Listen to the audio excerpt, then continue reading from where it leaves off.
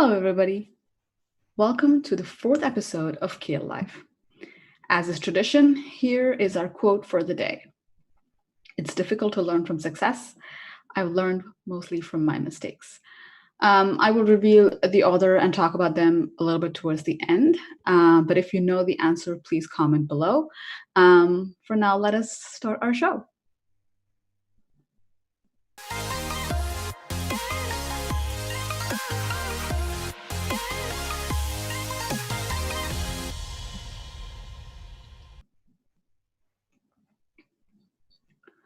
Hello again. My name is Ashwati, and if you're joining us for the first time, in this series, we will guide you through your journey to Canada as an international student. We will be talking about international student life, Canadian higher education, admissions, and much more. If you're wondering what I'm talking about and what the word CAEL is, the CAEL test is an academic English language test.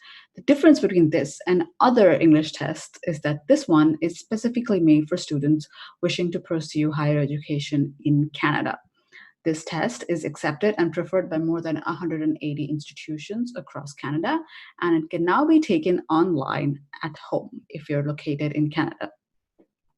We are hoping to launch this internationally by this month or the next, so I urge you to subscribe to our channel and click on the bell icon to stay up to date on all the new developments. Okay, in today's episode, we're talking to David Packer from Dalhousie University. Today, he'll be sharing his insight on the importance of academic English language testing. Let's give him a warm welcome.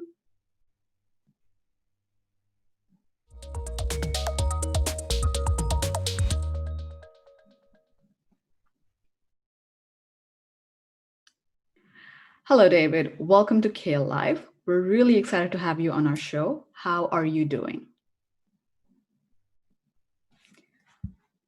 Dave, I think you're mute. Let me see if I can unmute you.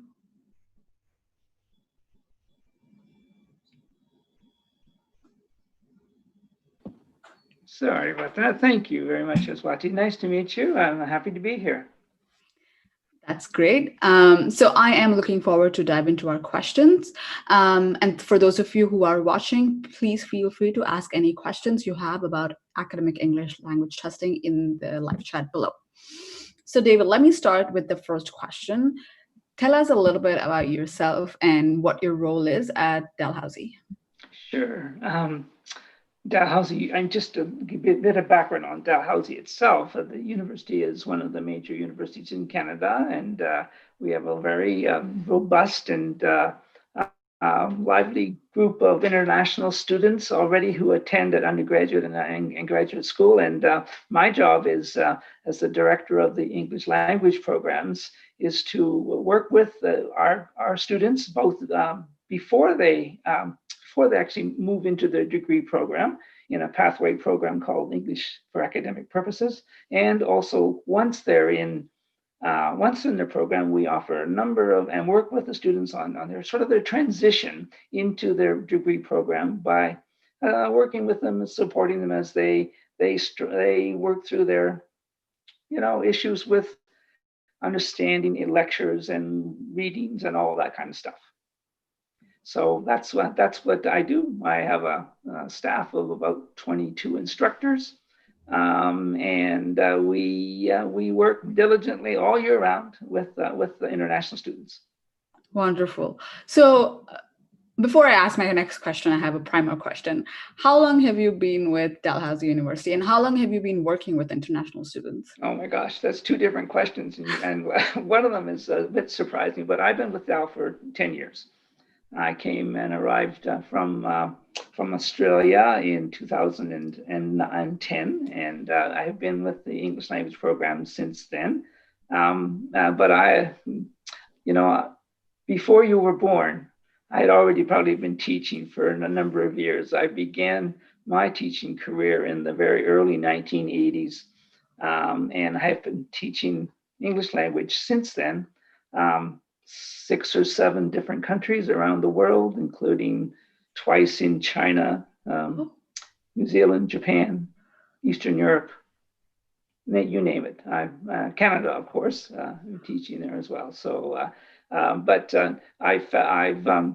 I guess, graduated into the directorship role. Eventually, somebody finally said, "You've been in the classroom too long, as well, David. So you need to, you need to be a director somewhere." So that's what I'm doing now. Wonderful. And, with the experience you just told me, your journey, I'm pretty sure that was the best decision.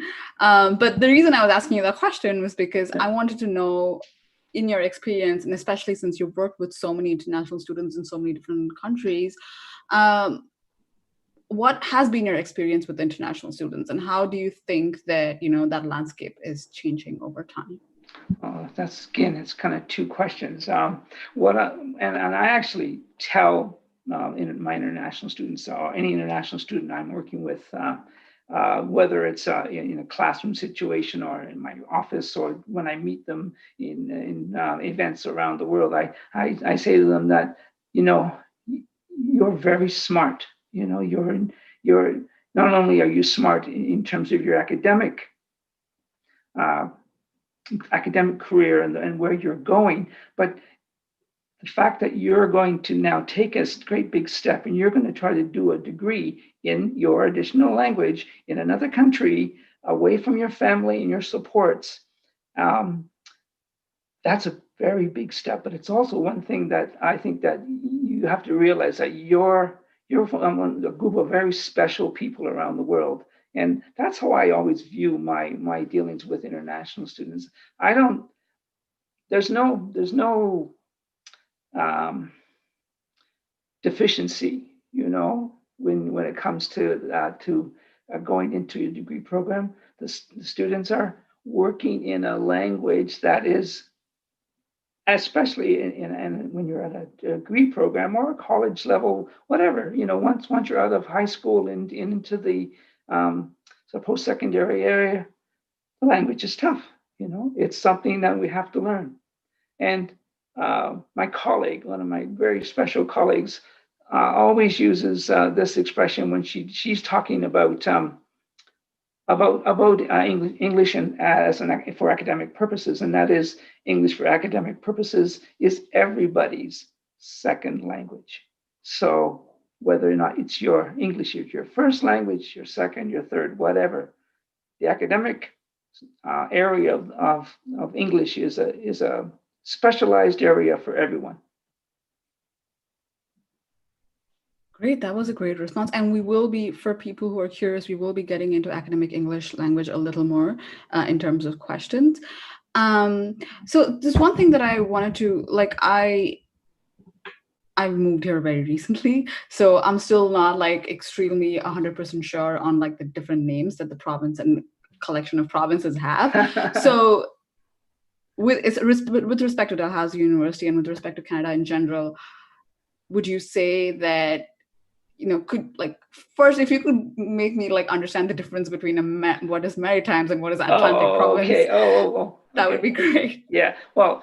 First off, Dalhousie is located in Nova Scotia, and Nova Scotia is one of the very eastern provinces of Canada, right? And there's a group of provinces which are east of Quebec, right? So when I think about central Canada, I think about Ontario, Quebec, and maybe Manitoba. So they're kind of central to in Canada. The eastern provinces, of which there are four, they're called together. They're called the Atlantic provinces. So Nova Scotia, New Brunswick, Prince Edward Island, and Newfoundland. All right, those are the four Atlantic provinces. Now, for some strange reason, and it's not for me to say why or how, there's also a collection of three provinces called the Maritime provinces.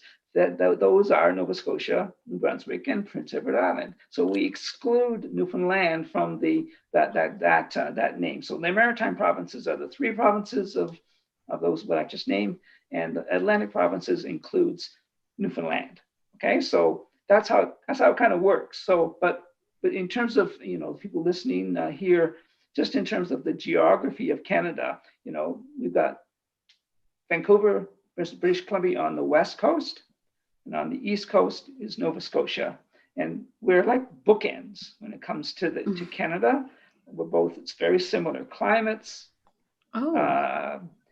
the populations are not necessarily similar, but we have robust populations as well. So, that if you think about when you look at the map of Canada, in the center is Toronto, right, and then around it are the wonderful cities of Halifax and Vancouver.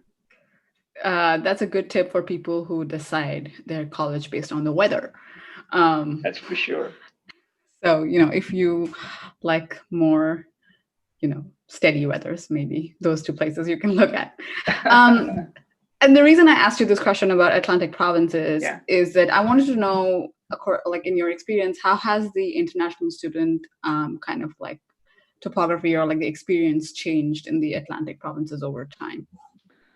Well, that's a good question. Change.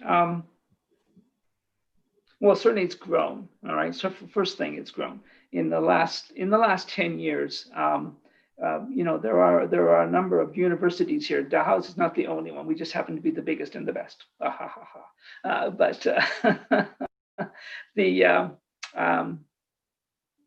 the student population of international students across all of the universities in the Atlantic provinces and Maritime provinces has grown substantially, mostly because um, uh,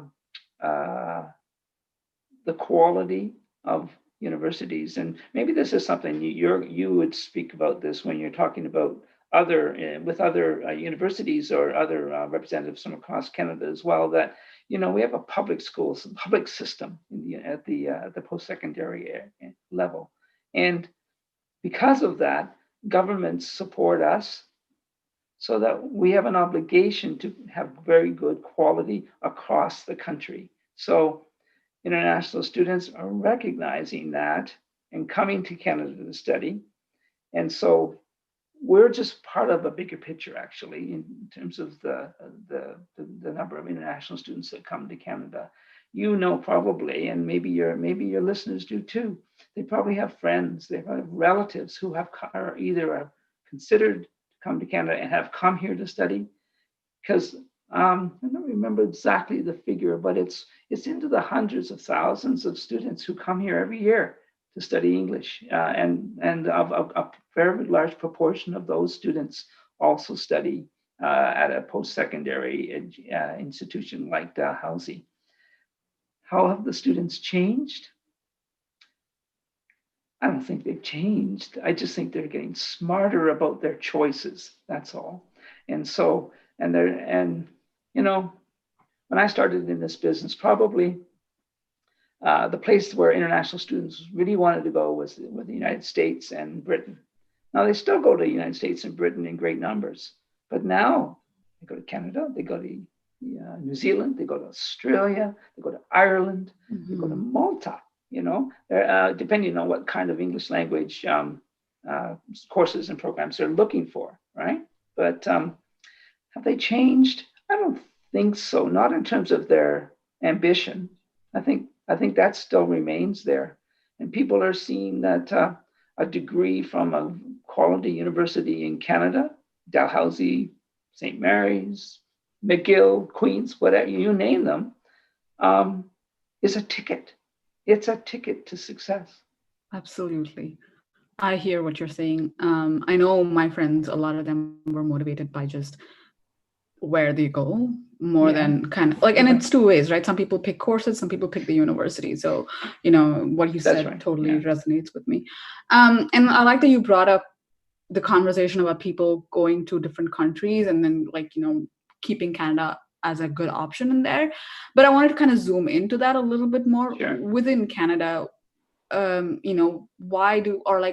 is it that the Atlantic provinces can offer, or even Nova Scotia can offer international students that they probably may not get in Ontario or in Vancouver? Yeah, that's a really good question, and I've been traveling around the world talking to students for the last number of years, especially with my job here at Dal, and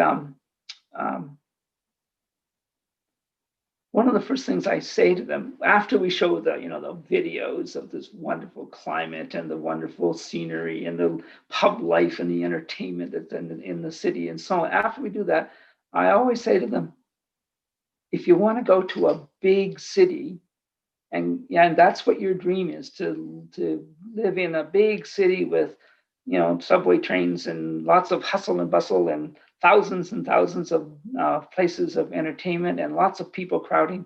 Don't come to the Maritimes. Don't come. Um, but if you want a really nice, what I call a big little city, Halifax is the place to come. And as is some of the other places in the Maritime provinces as well. St. John's in Newfoundland is another typical example of a very nice, small, but in a way, big city. And what I mean by that is, I can walk out my door and I can walk about 3 or 4 blocks from here, and I can go and have a drink at a bar if I want to. If I like to have a drink at the bar, I can go to an entertainment.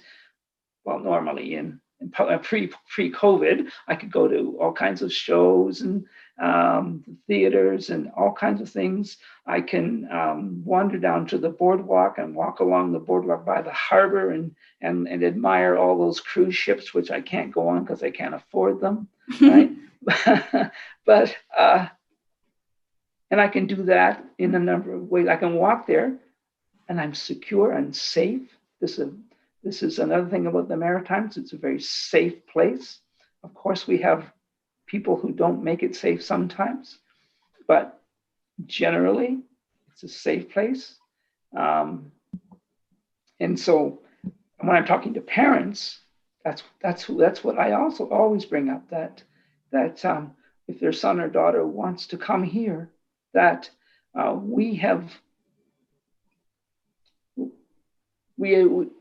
proud. We're proud of the fact that you can walk down the street and not be hassled. It doesn't matter whether you're an international student, whether you're disabled, whether you're normal, whether you're, just like me and old, right? But nobody hassles you, right? And so you get a chance to make friends. You can live in residence. You can live in a house nearby or an apartment nearby. So the things that I think that stand out for me are the security and the safety, the smallness but the bigness at the same time, right? Because you can, our students, many of them live close enough to campus that they just walk here, right? So there's no need for a bus. You can get up at 8:20 and be in class at 8:30, right?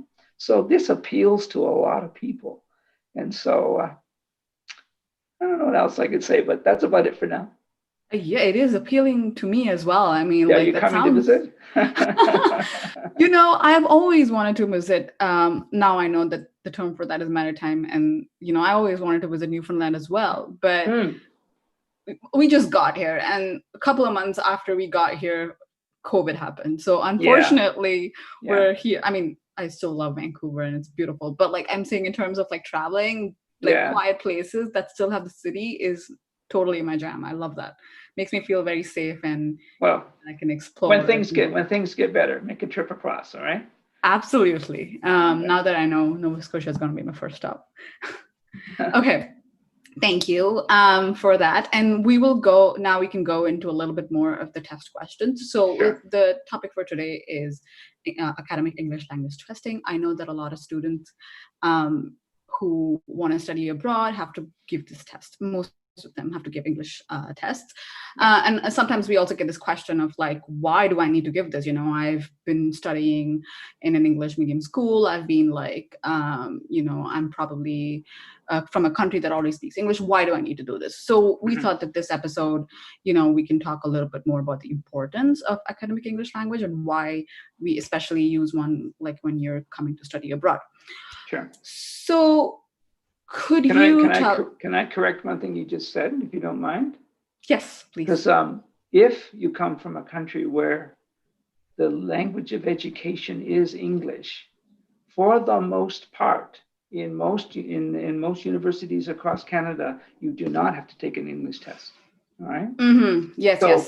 But just to make sure, so we're talking that portion of the international students, they are already qualified in terms of meeting the English language requirements or the French language requirements if it's a French speaking university in a French speaking country.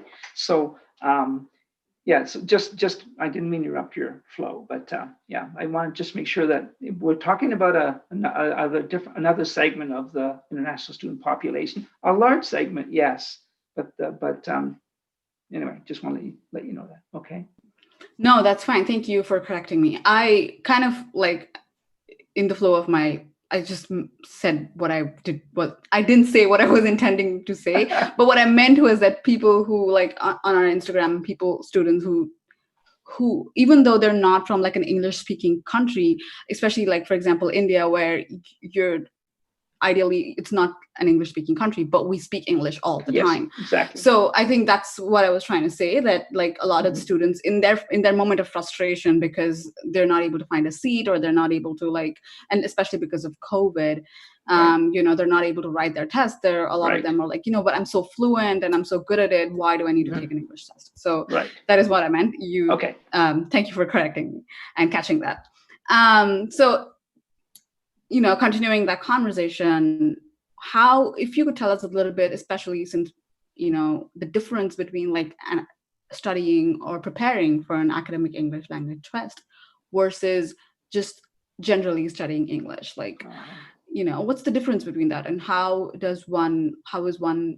what is the difference between like preparing for, and what does one teach you over the other? Oh, okay.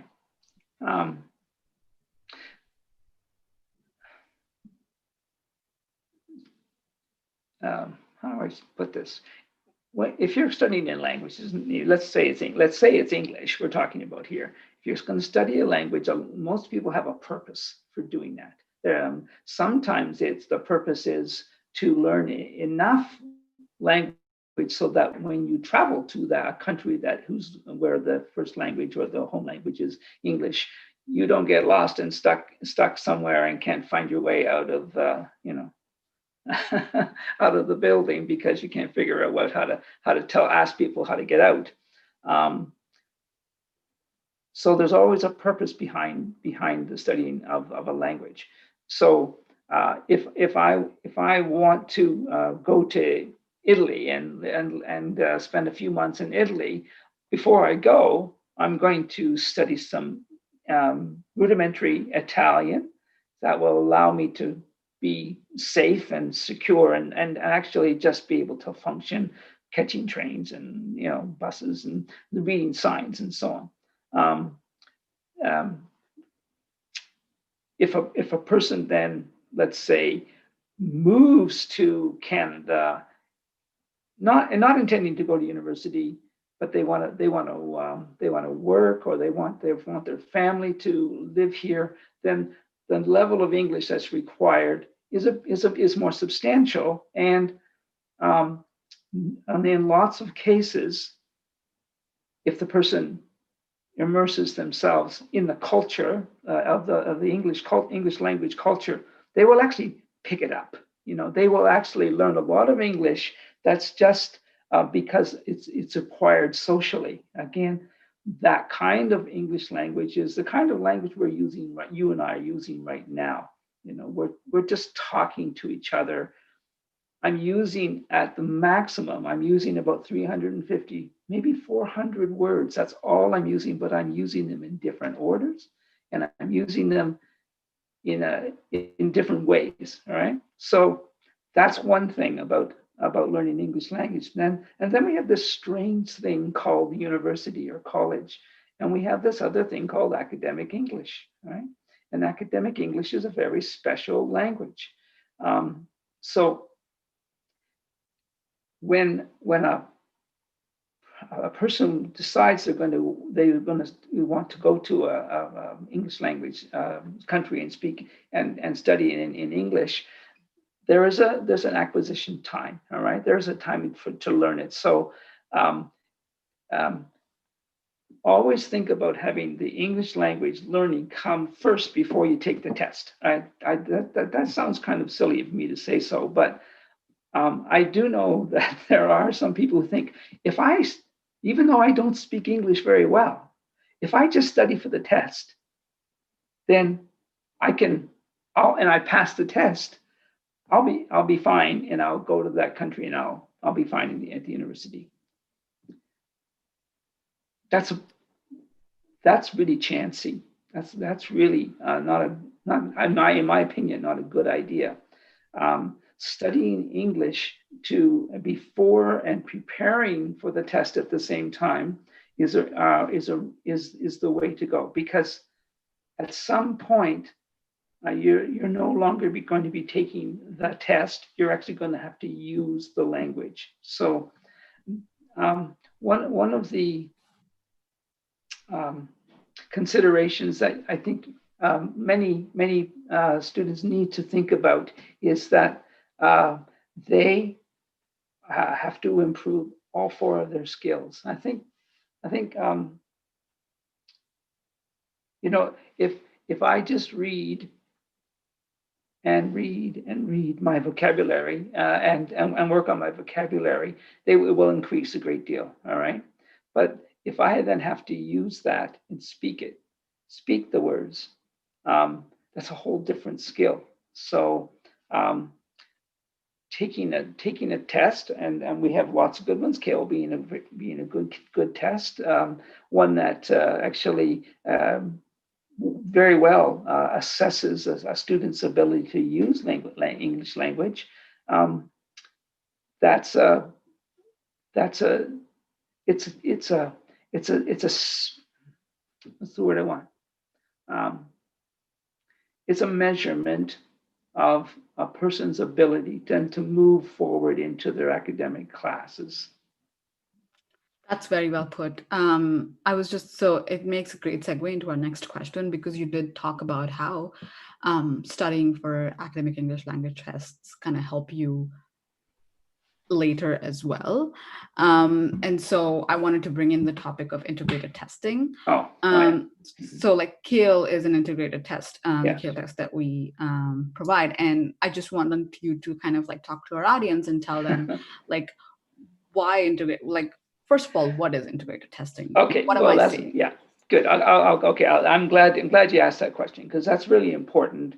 CAEL being a good example of integrated testing, and integrated simply means that there are basically four skills, right? There's reading, writing, listening, and speaking. So a test that, or an examination or assessment that actually tries to have you use one or more of those skills at the same time and demonstrate that you can do that in an efficient way and an effective way, that's an integrated test. All right. So why is that important? Because that's what you're going to do when you finish, when you get in your degree program. You're not going to walk into a class and read a book, right? You're going to read beforehand. You're going to walk into a lecture and you're going to read a PowerPoint, and you're going to listen to a professor, and you're going to ask questions to the professor about what he or she is talking about. You're integrating those skills. Right now, our integration, you and me, are two of the skills, listening and speaking.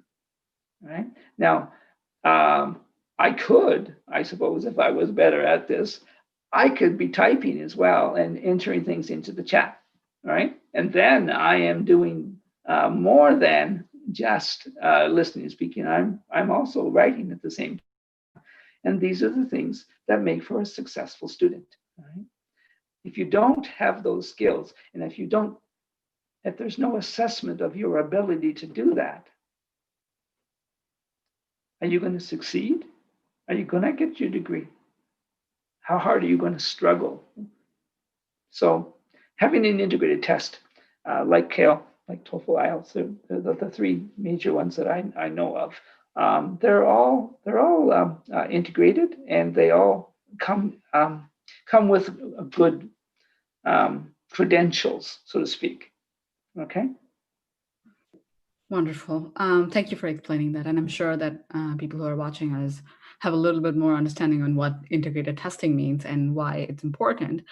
So when we talking about people who, are studying for a test like this, who are studying for the CAEL test, for example, do you know of any tips that you can give them for preparation? Because, we are testing them. We're testing them thoroughly. So there should be something like a few tips, if you could, if you knew something that you can share with them. you know, um, when I worked in Australia, I was at a university in Australia. I did this thing called David's 10 top tips for studying in Australia, right? And I had a whole series of these things that I did, and so um, I would go from just class to class, and I would do this little song and dance for the classes and go through this tips, and then we would talk about the tips. So I suppose I should be full of tips for people who want to prepare for a CAEL test, but um, the first thing is you got to prepare, right? Mm-hmm. You have to know the test. You, as a test taker, one of the advantages that you can build into your success in a test is know the test. So I assume, I'm pretty sure that you have preparation, CAEL preparation materials that are We available do. to students, as do all the major testing. The students need to do those. They need to learn, and they need to understand how things work. So that there's no surprises. So when you take the test, actually you know what to expect. It's not a surprise. So you're not dealing with anything other than the question around the language. All right. So first and foremost is prepare. Get ready for it. All right. Practice the tests. If you can, get good practice materials, um, work with somebody, work with a friend. You maybe somebody else is taking the test, is going to take the test around the same time. Use them as a sounding board. Even if it doesn't matter whether they are fluent in English or not. It doesn't matter, but they're going to listen to you. All right, and as soon as they listen to you, or they read your writing, or or question you on readings and so on, they can help you. So I think the worst thing you can do is to try to do things alone. Right? I'm going to tell you a little story. It's not a very happy story. A student of ours, he came into our program, and started to study with us in the academic English program. And so, essentially, he was not going to do the test at the end, but he was going to learn his academic skills through our program. He was there for maybe 6 weeks, and he came to me and said, I want to quit. I want to go take one of the other tests, right? I want to study for the tests. And it was funny because he was there were three of them. Two guys and him. They're really good buddies. They hung out all together, and he said, I'm gonna go. So what am I supposed to say? No, this is an adult. So off he goes. And his two friends stayed with us, and they went through and finished the program and got into their program. And 2 years later, I ran into this student on the street just outside the university. Guess what? Still studying for the test by himself in his room. So, not work, doesn't work, right? Get together with people, take a prep course, do things like that. That's the best thing I can advise. I was going to ask you another question after this, but the story that you just said is so perfect for my question, which was, what can you tell students who are having a tough time with language acquisition? So you just answer that anyway. But if you had anything else to add to that, by all means, please do. No, that just nobody's alone. We're social animals, right? Nobody's alone. You utilize your friends, utilize your teachers. I mean, a lot of students are in schools where they're learning English every day anyway. Again, the worst thing you can do is sit in the back of the classroom. Yeah, that is a good point. A lot of students, especially international students, when they leave their country and come to another place, they do feel a little alienated Yeah, because they do. it's entirely new. So, this tip of like really talking to them and kind of getting them out of their shell, or like telling them to get out of their shell, is Yeah. really important. Yeah, yeah. I wish we could do something physically about that in the university. Once we get back to the university, because I've been in my home office for the last 5 months, and so I have not been near my office at all. But and the same with classes, we don't have them. But when we get back there, it would be my dream that when I walked into a class, not one of my classes, but one of the degree program classes where there's a mixture of nationalities, national, international, local, all together, that I could um, the students and just see the different faces all over mixed up into the room, instead of over here one nationality and over this side the other, with a invisible wall in Hmm. between. They Good professors work at that. Yeah, no, I totally understand with, especially, for students, it is a hard time, like, Yeah, moving everything absolutely. online, but especially for professors as well, because, a part of, or like a bigger part of teaching, uh, I haven't taught. I've had like 1 year of teaching experience, which is not even anything like related to English, but or anything Mhm. like in the important subjects. But I think like the idea of a professor is kind of like bringing the class together, which is a little hard when you're doing it online, I suppose. Yeah, it is even more challenging. I think there are a lot of emerging technologies that are going to help that there. So we can hope that uh, your professors, and I'm speaking of your students who are listening today, that they are working hard to get that sense of community in their Hmm. classes as much as possible. And that's really hard virtually when maybe let's say you've got 200 students in your lecture hall. How do you get a sense of community with them? Well, make yourself available, I guess, and you try talking to them like the way we're talking today. So that's what I would do. But yeah. So just talking to you, first of all, I learned so much. But second of all, I can also really see the passion that is there in teaching. Like, it's wonderful. Like, I love just general, because I know that a lot of professors and teachers have shaped my life. And so just being able to talk to someone who's as passionate about education, it's really Thank you. nice to see. So, with that, I'm going to ask you our last question. What is your favorite part about working with international students choosing to study in Canada? Well, you kind of took my answer just a minute ago. Oh So no. you're paying me back for my stealing your question. It is it's not a job. It's just not a job. I don't have a job. I have a vocation. I have a passion.